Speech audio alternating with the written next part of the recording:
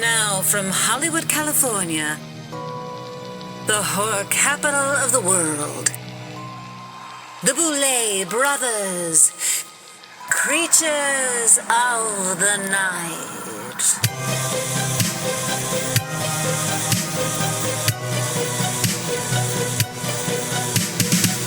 Season's greetings, darlings, and welcome to a brand new episode of the Boulet Brothers Creatures of the Night. We are your ghost hosts, as always, the Queens of Darkness, the Boulet Brothers, Swanthula. And Drakmorda. And she didn't fuck it up this time.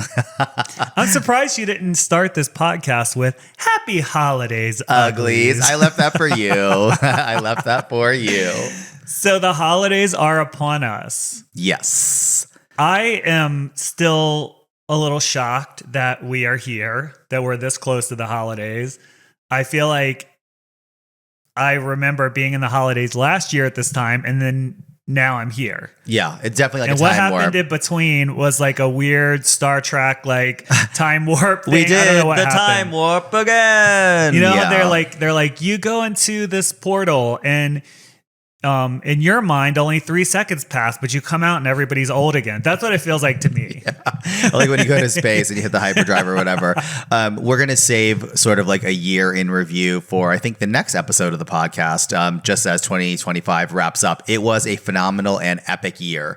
So many bad things happened, I think culturally and just like, throughout the things that we all have to deal with, but also for us, for Boulet Brothers and Boulet Brothers Productions, it was an incredible year. So we'll kind of touch on that next episode. But this episode is all about the Christmas holiday, our Holiday of Horrors Christmas special, and all of the remaining questions that to kind of sew up everything with a nice little Christmas bow. So I've been told that is not all the listener questions. I wish we could get to all of them, but we can't seem to, because when we say we're going to answer all your remaining listener questions, then like a bunch more pile up. But we're getting there. Before the end of the year, we'll answer your questions from episode 6 of Titans. Holy crap. But let's talk about the Holiday Horror Special, because Sure. It is now out. People can watch it perfectly released in time for the holidays. Mm-hmm. We're getting really good feedback. I'm happy about that. People seem to love it. Yeah. I don't know if you feel this way, but watching your own work is really difficult. I find that watching your own work is very difficult, and watching the edits, I wasn't as happy with it as I was watching it with an audience. Yeah, I agree. We were very critical about this one, but then once we got into the group and, someone hit play, I was like, okay, it's getting laughs, it's getting a response, and then just kind of seeing it all together. I think that the dream is realized. This is a love letter to holidays of the past, complete with monsters, practical effects, gore, and stop motion animation that brings us to places I never thought a Christmas special could bring us. And I want to say this was more of an appetizer. I think of it like, the Boulet Brothers Dragula season 1 was almost a pilot for the show, and it became season 1. I think this was an opportunity for us to show that we could do a holiday special. And as long as everybody likes that little amos bouche, then there'll be a full meal to go. Yes. So where was the idea born, Drac? Why don't you indulge the fans? I remember from being in my younger years, growing up, and having Christmas and the holidays around, I always thought it was dark. Because when you think about Christmas, you always think about the nighttime. You don't think about the daytime, right? You do think about Christmas morning, but that's almost like the afterthought, right? You think of the build up and going to families' houses at night and all the Christmas lights and the snow and all that. And I always saw the holiday as, yes, it was beautiful and all that, but there was something more to it. I felt like I always saw the pagan nature of it. Mm-hmm. And I think there's something scary about it. I think there's something scary about, it's super dark, it's cold, it's the winter, everything's in a death state. Families come together, but that's the time where you see like who's not with us anymore and things like that. And when bad things happen, they seem so much worse when it happens at Christmas time. Absolutely. And so for me, I always thought that the Christmas holiday was sort of horror adjacent. And so as far as my inspiration, I'm not sure what yours was, I wanted to put that on screen. I was inspired by it. We had the the opportunity to do the Halfway to Halloween special, and that was dipping our toe into like this format. And Shudder talked to us again about doing a sequel to that or something, you know, to follow in its steps. And we really focused their view on the holidays because I think both of us really wanted to do that. We wanted to bring horror, and I love when horror movies are set around Christmas, whether it be Black Christmas, Gremlins. There's a ton of them. Because it does have that backdrop of gloominess and loneliness. I remember this Will and Grace episode where they were trying to do like the Christmas decoration in like the big Bergdorf Goodman window or whatever it was. I think Parker Posey was a guest star on that episode. And Grace was like freaking out over how is it supposed to be cheerful, this or that. And when they revealed it at the end of the episode, her words, Parker Posey's words were something like, I'm just paraphrasing, like, it's beautiful, it's dark, it's moody, it's a little depressing, it's Christmas. And that's what I think is like perfectly sad. Yeah. I mean, the whole idea of Santa Claus it can be terrifying if you look at it from a certain way. This guy can come into your house in multitude of ways, whether you have a chimney or not. There's nothing you can do. He can put you to sleep. He's a total creeper. He's watching you at all times. He knows what you're doing. Like it is scary. I mean, that in itself is enough to make a scary anthology. What do you think about Elf on the Shelf? Like that's a thing that happens today, but didn't happen when I was growing up. And some kids love it, but I've seen videos of some kids just being like horrified about it moving in the night. I think I love it. I love it because of that reason, right? It's like, you know, when we were younger, like Santa Claus was scary for some people. People cry in line when they're waiting to meet Santa Claus. So I love that there's another acolyte of horror, of holiday horror out there, and Elf on a Shelf. We should have done it, Elf on a Shelf. God. Sure. Yeah. Oh my God, that's too good. And look, it's moving around your house. That shit is like scary. They're chopping you up and killing you. Right. So that was the inspiration for it.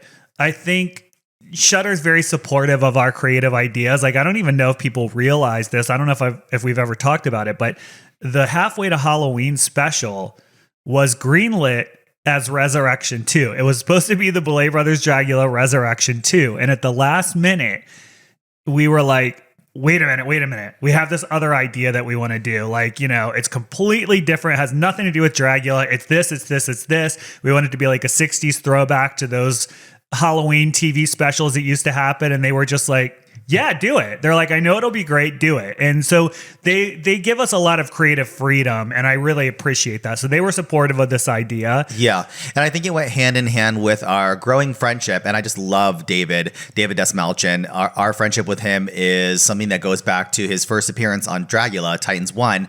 And now just all of our creative meetings with him and like brainstorming, and who worked on comic books. And now it's this, and it just seemed like the right time to strike. Yeah. And I thought it was really fun to bring him into this. This is the first time we've co-hosted something with someone, and I thought it was the perfect fit because we are friends outside of, you know, work and everything. So we have a relationship, and it's fun that people get to see that on screen. No, absolutely. We have a lot of fun with him. Yeah. And he has really wrong humor, which I, of course, really appreciate. Brian's the worst, though. Brian Fuller, absolutely is the worst. The best and the worst at the same time. Bad Brian. And speaking of Brian, let's talk about Dust Bunny for a minute, because that is too good. Yeah, so for those of you that may or may not know, there's a new film out called Dust Bunny, and it is written and directed by Brian Fuller, a great friend of ours. You probably know him from Hannibal and Pushing Daisies and all kinds of things. But I have to tell you, and this is not just because he's my friend, because I would tell him if it wasn't great, because he would tell me if something wasn't great. Sure would. This movie is great. It's so good. This movie is great. Like the taste level of the creator is so apparent in every single shot. Mm-hmm. The costumes, the production design, the color, the patterns, the story. Like, you can tell there's a very powerful gay at the helm of this Dust Bunny ship, and it is so good. Like, every scene is maximized. There's no filler at all, and it's so entertaining. I think it is the new sort of gateway horror movie. It's a go-to. Like, this movie could be a classic. Yes, I also think it's probably appealing to people that sort of deal with their own inner monsters and inner turmoil. Yeah. I think people that have an appreciation for that sort of analysis will like this movie too. Me too. But it's kind of an action movie. It's kind of a horror movie. It's kind of a thriller, and it's kind of feel good. Like, it's got good messaging. And Sigourney Weaver's in it, and her high heels are actually guns. Like, it's so gay and fucking amazing. And David's in it as a killer. Yeah, it's really cool. Go check it out. I think definitely go see it. So I think we got a lot of listener questions. So why don't we take a break now? We'll come back, answer all the listener questions. But yes, make sure you watch the Boulet Brothers Holiday of Horrors special that's out right now, and go to the theater and watch Dust Bunny while you can.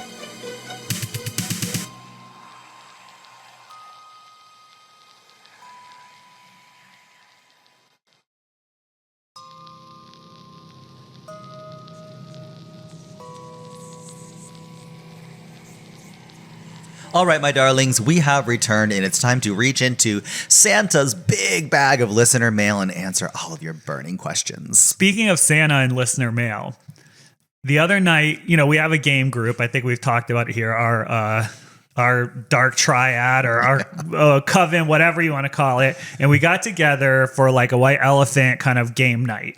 We did white elephant, and then we played games too. We played werewolf at the beginning of the night, and Brian Fuller, again, changed it around to where it was like holiday themed. So everyone had different roles. So there was an actual Santa Claus and a Mrs. Claus and a Krampus instead of a werewolf. I had so much fun playing that game. Oh, it was so good. We both got really good roles. We too. did. Yeah. And I mean, I don't know. I thought it was brilliant, but for some reason it made me have more fun with that game than I normally do. Really? Yeah. Oh, really that's did. cool. I think switching up the roles and adding some new powers, a little spice, always makes everything nice. Well, we were more with the musician group than the actor group too, right? Which I appreciate, because when we first started playing Blood on the Watchtower, everybody in it are like A-level actors, and so we have to pretend to be evil or good or whatever with people whose job is to lie on screen. Yeah. And I'm like, wait, are you serious? So it was better this time with like musicians who were like, what? I was like, okay, I can get you. No, we have the powers. Even the playing field a little bit. Yes. Anyways, let's get to our first question. Would you like to do the honors? Sure. Rachel from Austin, Texas writes, hello. Was the dress Bonnie Aarons wore a nod to Dragula Season 2? I was fortunate enough to see the two of you during Pride with Bitch Pudding and remember your fantastic dresses. And is there any way we can have another Holiday of Horrors next year without y'all having to work 12 months straight? Oh, she's so considerate and perceptive. Yeah, so that dress is one of our costumes, actually. It was purposely chosen. Swan, you're the one that actually pushed for that because of the tone of it and everything, and I think it worked out perfect. Me too, the color. I call that our What's a Girl to Do dress. I don't even remember why it was created, but when we were traveling with a show, with the What's a Girl to Do, and where we beheaded someone, and it was like, and those have just been collecting dust. So I thought we wanted to make this iconic monster. It should be a little antiquated. I thought the pale color was perfect, and yeah, I think that was your dress too. Yeah, and let's see, what was the second part? Oh, is there any way we can have another Holiday of Horrors? I hope so. I would love to flesh it out even more so than we did this year. We have a ton of ideas, the people that we work with. Look, I just have to say this was a total labor of love. All of us are busy making shows or movies or different projects, but when we brought this to the table, it wasn't like, hey, who wants to make some money? We were like, isn't it sick to do like a Christmas short? And everyone's like, oh my God, yes, I want to do it. Yeah. So everyone just did it for fun. So we were all squeezing this in between the other things that we actually do to exist with. And so I think a lot of them have a lot of good ideas too. And now other people have seen it and they're like, I want to do one too. We were talking about Darren Stein being part of it, Don Mancini. There's like a ton of people that I would love to have in. I'd love Brian to do it too. And Jennifer Tilly has to be in the next one for sure. Yeah, absolutely. So yeah, so I hope so. Like as long as people watch it and it does well, I think there's definitely another one in the future. Harriet from Washington, England, not Washington, D.C., asks, in previous episodes, you mentioned the Traitors. I am also obsessed. If you were both in it, what role would you want? And would you want to both be on the same team, be on opposite teams, or start as opposites and then one of you recruit the other? I get so giddy. And we're just talking about Werewolf and Krampus and Blood on the Clock Tower. Like, this is, they're real. If you've never played any of those games, it's kind of like Mafia. You may be familiar with that format. It's very much kind of like a regular person's Traitors. It's kind of like one night you can play the Traitors. And I love these kind of games. I think for me, being evil is fun, but surprisingly, I am like the bloodhound of like the villagers. Like, I suss out the evil. Like, I sniff it out and persecute them, and the evil does not win when I'm a villager. So I think it would be fun to be good, and I think we would have to be on the same team. And if we weren't, then recruiting would absolutely have to happen. Yeah, I feel like it would be more fun to be the traitor, but I don't know if I could pull it off. Yeah. I feel like I give off like, I feel like growing up such a freak, I'm so used to everybody being suspect of me that I give off like suspect vibes when I don't actually do anything wrong. You exude guilt, right? From this. You do. I exude you totally guilt do. or I'm evil or something. Like, because every time, remember when we first started with this group, everyone always thought I was evil. And I'm like, I just wear black and I'm quiet. Okay. Like, I'm not, and I'll be like, I'm not bad. I can tell you, I can tell you everything everybody's doing. But anyways, I would love to be a traitor, but wow. I mean, it would be great TV. I would probably make it to episode 3 or something before I got caught, but it'd be fun. Now, if I was a traitor, if we were on opposite sides, I would just quit because I don't like that. When I find out that you're evil or good and I'm not, when we're at these game nights, I feel like they should assign us a combined role. Like, you are a drag queen, you are the imp, you are collectively the chef or whatever the hell it is. That's what it should be like from now on. Washerwoman. Oh, I hate Washerwoman. Zach from Perth, Australia writes, I was wondering when the contestants fall through the trap door, what is it that they land on? I imagine it's some kind of foam pit, but part of me hopes that it's just Israel standing there waiting, ready to catch them. Also, have you both taken a turn falling through? And if so, how was it? Yeah, that was the first thing we did. Drac did the drop. We just call it the drop. I did the drop. Most of the crew did the drop because we wanted to know what we were sort of like forcing upon our competitors. And it's, I don't know, it's like 20 feet tall. It's scary. It is absolutely kind of like nerve wracking when you're standing on the edge because their little space up there is very close to the back edge of the platform. And you go through all of this training and like stunt coordination, and they're like, okay, do this and do that and take a breath and lean back on your heels when it happens. And then you're supposed to roll. None of that happens. Like, it was so instantaneous when the door flew open, it smacked against the tower. It's super loud. And like, then you open your eyes and you're already on the ground. Like, you had no chance to actually kind of prepare for the thing.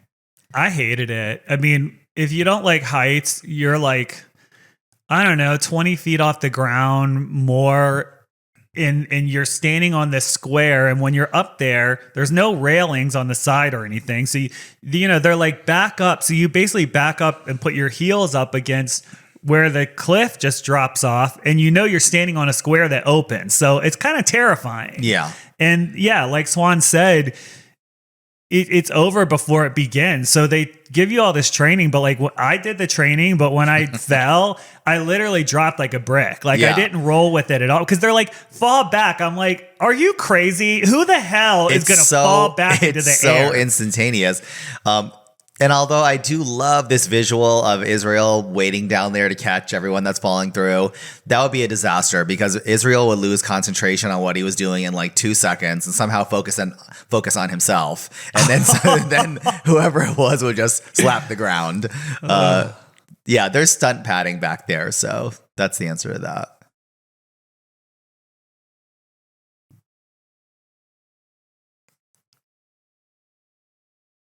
Ravioli from Los Angeles writes, what signature scent do each of you wear while performing? And if you created a signature fragrance together, what would the Boulet Brothers smell like? I don't know the name of I don't know the name of the stuff that I wear. I think I had that Nosferatu.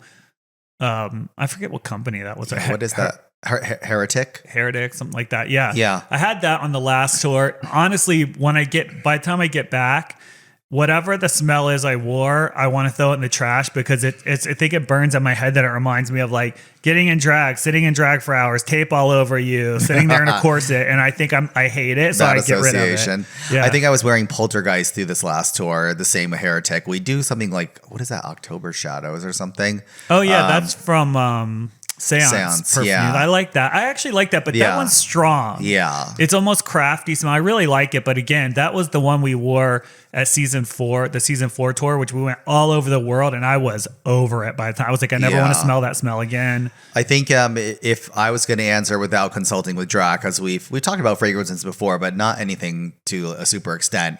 I know we both love the smell of like fire and smoke. I think like leather and maybe even coffee and some dirt, fern type of undertones. I think that's what it would smell. That dirt kind of grave ogre smell. Yeah. That's very you with all your plants and everything.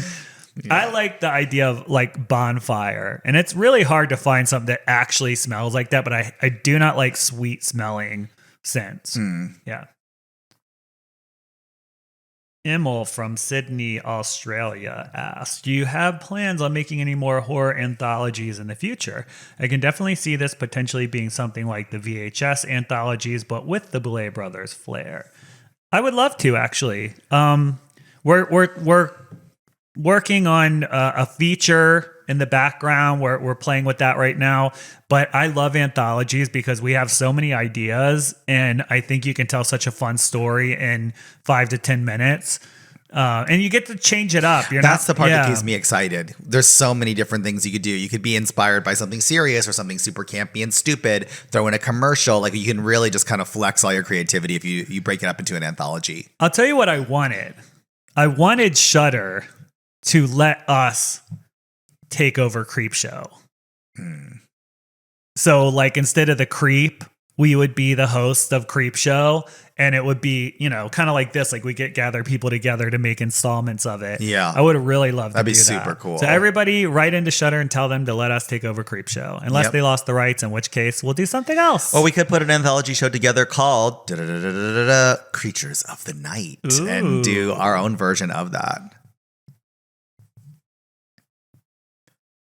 William from an undisclosed location writes, I was absolutely blown away by the Holiday of Horror special. Dare I say it was far better than the Creep or A Christmas Horror Story.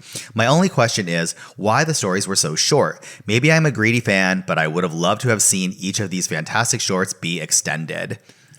The truth is it didn't have a huge budget. Like I said, this was like a labor of love for all of us. 100% labor of love. It would not have even been possible had we not pulled from the equipment and stuff that we were using to film Dragula. So, we had all these things rented and certain things in place. It allowed us to do it because if we had done this from scratch, the budget would have been 3 or 4 times what it actually was. And we couldn't afford to pay the people involved what they probably normally get paid on everything. So, the salaries they command, no. Yeah, so this was, like I said, a labor of love. If it had been longer, we might have started to get into more difficult territories. But I think now, if it proves itself, the future, we could make longer ones. Yeah, and thank you, honestly, William, because we were really happy with it too.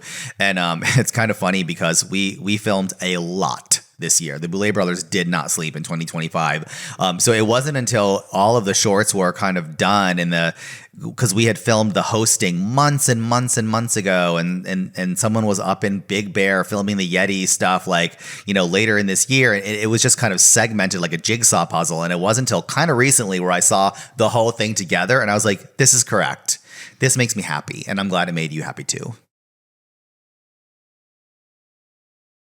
Matthew from Albany, New York says, let's say that Eva Destruction, our reigning queen of the underworld, praise be, and Abora, one of my all-time faves, play similarly on paper in the finale of the Boulet Brothers Dragula Titan Season 2. Would the better track record of Eva won out, or the pure punk energy that Abora displayed in the exterminations weighed heavier?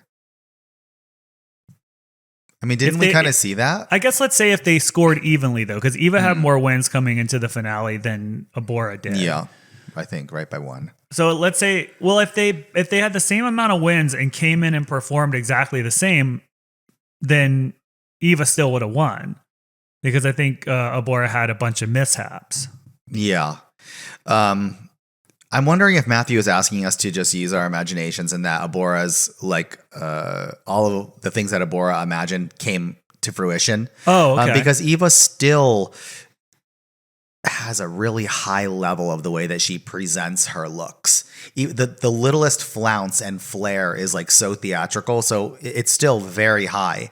I don't know. I mean, we would never do this because I think it just goes against how we see things. But if that scenario played out where they had the equal wins and everyone just performed to their best ability in the finale, I would consider a two-headed monster, like a double win of Queens of the Underworld. Interesting. Yeah. I'll say it again. I think Abora still won. I think both of them won in their respective ways. You know, it's kind of like the Cowardly Lion got courage, the Tin Man got a heart. I feel like that's what happened here. You know, Eva won, but Abora won too. So I agree. Daisy from Alabama writes, "Hey, Drac and Swan. Would y'all consider doing an Ultimate Titan season where all of the winners from previous seasons compete for the crown?" I don't know. I know Drag Race did something like that, and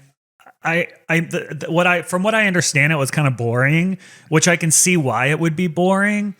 I don't know. I mean, there'd have to be some kind of stakes, and then there's the whole thing. You know, winners are afraid to come back because they won their season, and even if, you know, the longer the show goes on and your season is older and older, yes, your prominence isn't as strong, right? As time goes on. So you may want to refresh your fan base, but there's a danger in that because you risk maybe not doing as well or flopping, and then people will question your validity. Were you just lucky on your season or whatever? So there's a lot of things that influence it. I would do some kind of special, like an ultimate. I don't know. Like, I've had some thoughts. I don't want to get too into it in case we do it. Yeah. But something. But there has the thing that brings engagement is the conflict and resolution. And if you don't have that, I don't think you're going to get people coming to the show like we traditionally do. Yeah, I haven't watched Drag Race in many years, but I think I remember hearing something about one of the formats of the All-Stars was there were no eliminations or they waited really late. And that just takes the stake out of the race. It takes the bite out of the whole thing. And I think that's why it maybe came across as boring, because there was really nothing at stake. You didn't say goodbye to anyone. It wasn't like critical. And maybe that was their answer of trying to honor, like, well, these are all of our winners and they have a lot to lose. So let's let them showcase themselves like to the greatest degree that they can, so that they would sign up and say yes to do it. I don't know. I'm super enticed by this idea. I think there's absolutely something of like literally like the pantheon, like the 12 gods or whatever. Maybe when we get that many seasons and there's that many competitors, how many do we have now? We have 6 main seasons, 2 Titans, and Resurrection. Yeah. So that's 9. 9. Yeah. A couple more years. We're getting there. Soon to be 10. Nicole from Riverside, California asks, I noticed in the podcast you have mentioned some of the set pieces on Dragula are your own personal items. As an oddity collector myself, I wondered, do you collect oddities, and what is your favorite piece if you do? Absolutely. Yeah, we're both huge antique fans, maybe me so more than Swan. And but I collect very strange stuff. Right now, I am made most happy in life by looking at my China set. That's the truth. So I have all sorts of creepy things, and our whole house is like a haunted mansion full of creepy artifacts. But right now, I am obsessed with this China set, and I really want that soup. The soup tureen. The soup tureen. Oh, I want that soup tureen, and I want that teapot. One of my favorite things that you got, and I don't know where it was, it's actually right over your left shoulder. It's this painting of these children. It's probably like, I don't know, 24 by 36. It's kind of big in a big gold frame. And they're dressed as like these horrifying little ghosts. The faces are scary. They're kind of like an interpretation of sheet ghosts. And they're all carrying little jack-o'-lanterns in the night. And you can see a tiny full moon in the background. It's so creepy. We have it right over our dinner table, and I love it. Alyssa from London writes, in the reunion episode, you read out some audience questions. It made me and my husband wonder, when the reunion was shot and when it was released, Was it after most of the episodes were out? Were the audience questions genuine, or were we duped? So audience questions come from people that watch the show, network people or editors or crew, like people that have seen everything. That's where those questions come from. And you can't say, Samantha from AMC Marketing says, you can't say that. So there's, but Samantha is from somewhere. So if Samantha is from Arizona, Yeah. And Monica is also from Santa somewhere. Monica. We're going to have to go into speed round to answer the rest of these questions because I have something to do. So Okay, wait. Before we do, we have to take our second break. Okay. And then we'll come right back.